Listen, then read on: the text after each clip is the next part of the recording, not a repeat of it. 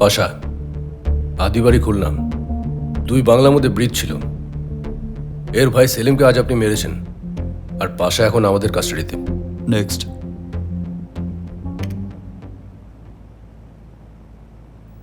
উফ, মেঘলাকে নিয়ে আর পারা যায় না। ও আবার কখন এলো এখানে? মেঘলা, মেঘলা, এসব কি মেঘলা? কি ছেলে মানুষই হচ্ছে এগুলো? সরি বাবা, আমি কি করব বলো তো?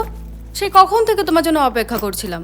বসে বসে মোবাইলের ছবিগুলো আপলোড করা যায় কিনা দেখছিলাম, ঠিক তখনই তোমরা চলে এলে। আচ্ছা বেশ, বুঝেছি। এখন বল কেন এসেছিস?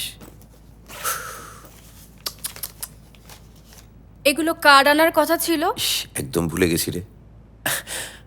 আসলে ওই সকালবেলা সিএম এর খবরটা ফোনে এলো, তাড়াহুড়ো করে বেরিয়ে এলাম, তোর ফাংশনের কার্ডগুলো নিতেই ভুলে গিয়েছিলাম। দে। বিমল কাকু, বাবা কিন্তু ঠিক ভুলে যাবে। কাল আমাদের ডক্টরস ওয়েলফেয়ারের একটা ফাংশন আছে, তোমাদের সবাইকে কিন্তু আসতে হবে। বাহ, এ তো ভালো খবর, নিশ্চয়ই সবাই যাব। এ মাসুদ ভাই, এ অজয়, এ সুবীর, সব শুনলে তো? কাল যাচ্ছি তাহলে। কটার সময়? ঠিক সন্ধে 7টায়। সন্ধ্যে 7টায়। এই তোমরা কিন্তু সব শুনে নিলে, বাকিদের আমি সব খবর দিয়ে দেবো। Thank you. ওনাকে তো ঠিক চিনলাম না।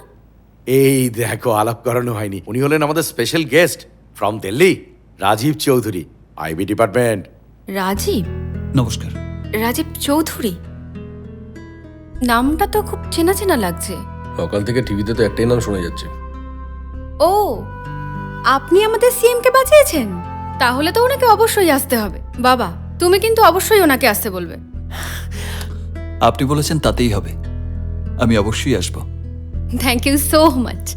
সবাই আসি, বাই বাই। আয়। একই রকম রয়ে গেল। বলছি, ওই অনুষ্ঠানের শেষে ককটেল ডিনার থাকছে না স্যার? সরি। আপনাদের সোর্সগুলোকে একটু অ্যাক্টিভ থাকতে বলুন। পার্ক সার্কাস, পোস্তা, বউবাজার, বাসন্তী, এই জায়গাগুলোকে মার্ক করুন। আপনি এই জায়গাগুলো সব চেনেন? এই শহরটাকে হাতের তালুর মতো চিনি।